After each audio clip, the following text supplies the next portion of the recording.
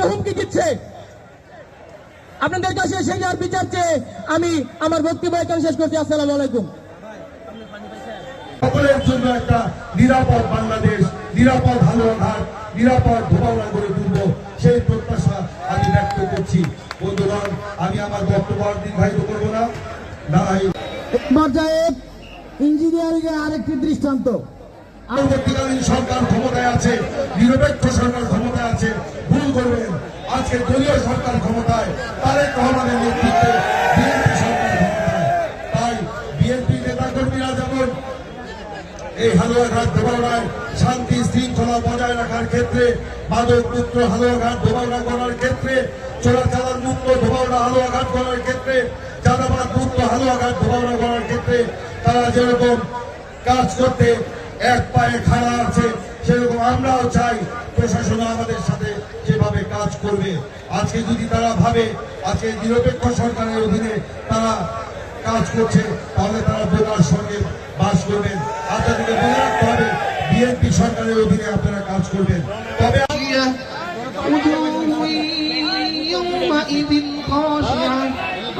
আপনারা মনোবল দৃঢ় রাখবেন, মনোবল অটুট রাখবেন।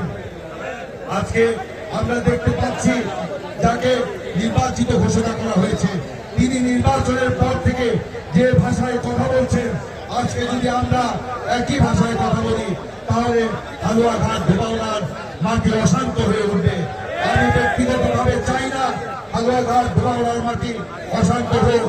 আমি চাই হালুয়াঘাট ধোবাউড়ায় শান্তির পরিবেশ বজায় থাকুক। সেই জন্য আমি এই পরিবেশকে আর অশান্ত না করে আমরা ধৈর্য ধারণ করছি। তার মানে এই নয় যে উদারতা দুর্বলতা নয়, এটা আপনারা কেউ উদারতাকে দুর্বলতা ভাববেন না। আমি তাই বলবো, আজকে প্রশাসনকে বলবো, যেখানে যেখানে এই নির্বাচনের পর সহিংসতা হয়েছে আপনাদের দ্রুত ব্যবস্থা নিতে হবে। বিভিন্ন জায়গায় কয়েকটি জায়গায় আপনারা ব্যবস্থা নিয়েছেন, সেই জন্য আপনাদেরকে ধন্যবাদ। প্রমাণ দেওয়ার জন্য আমরা আরো একাধিক প্রমাণ পেয়েছি। এই প্রমাণ আমাদের, আমরা প্রশাসনকে বলবো, যারা দাগি সন্ত্রাসী তাদেরকে অবিলম্বে গ্রেপ্তার করতে হবে এবং যারা নিরীহ মানুষ কাউকে আবার এই সুযোগে আপনার হয়রানি করা যাবে না।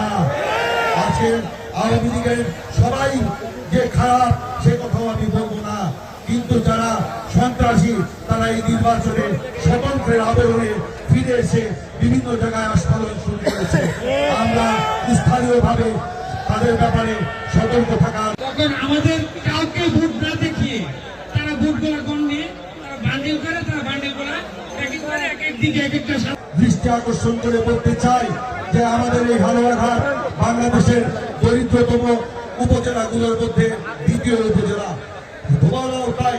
সেই কারণে আমি বলবো এই হালুয়াঘাট এবং ধোবাউড়ায় আপনি ফ্যামিলি কার্ড, কৃষক কার্ড প্রদান করবেন। আমরা হয়তো এই সিটটি ষড়যন্ত্রের কারণে আপনাকে উপহার দিতে পারি নাই, কিন্তু এদেশের জনগণ তো আমাদের সাথে রয়েছে। এদেশের জনগণের ভোট নিশ্চয়ই ধানের শীষ পেয়েছে। যদি ধানের শীষ নাই পেত তাহলে প্রতিপক্ষ কিভাবে এই ব্যালট চুরি করে তার ব্যালট বান্ডেলে ঢুকিয়ে রাখতো। আজকে আমি বলতে চাই, এই আমি বিশ্বাস করি না প্রশাসন এই সূক্ষ্ম ষড়যন্ত্র বা কার সাথে জড়িত, এটা আমি বিশ্বাস করতে চাই না। কিন্তু কেউ যদি এর সাথে জড়িত থাকে, এটা যদি প্রমাণিত হয়, কাউকে ছাড় দেওয়া হবে। আমি তাই বলবো, আপনারা মনোবল হারাবেন না, দৃঢ় থাকবেন। হ্যাঁ, আমরা একটা ধাক্কা, তখন তারা ওইখানে বিভিন্ন রকমের একজন আমাকে তুলাবলা কথা বলা শুরু করলো। যখন আরেকটা দেখলাম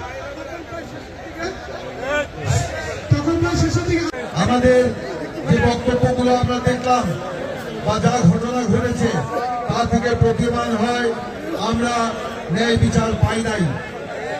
বিশেষ করে নির্বাচনের 2 থেকে 3 দিন আগ থেকে প্রতিপক্ষ প্রতিদ্বন্দ্বী প্রার্থী তিনি যে টাকার প্রভাব বিভিন্ন এলাকায় ছড়িয়েছেন, রাতের দুপুরের দিনে টাকা দিয়ে ভোট কেনার চেষ্টা করেছেন। আমাদের নেতা কর্মী সহ সাধারণ জনগণ তাদেরকে ধরা, উনি একটি কেন্দ্রের দায়িত্ব ছিলেন, আমাদের কেন্দ্রের এজেন্ট ছিলেন। ওনার মুখ থেকে আমরা শুনবো যে নির্বাচনী কেন্দ্রে কিভাবে ভোট গ্রহণ করা হয়েছে এই বিষয়ে আমরা শুনতে চাই জনাব আবুল হাসিম মেম্বার সাহেব। পুলিং এজেন্ট সে আমাকে বলতেছে আর কোনো সমস্যা নাই, তারা বিভিন্নভাবে আমাকে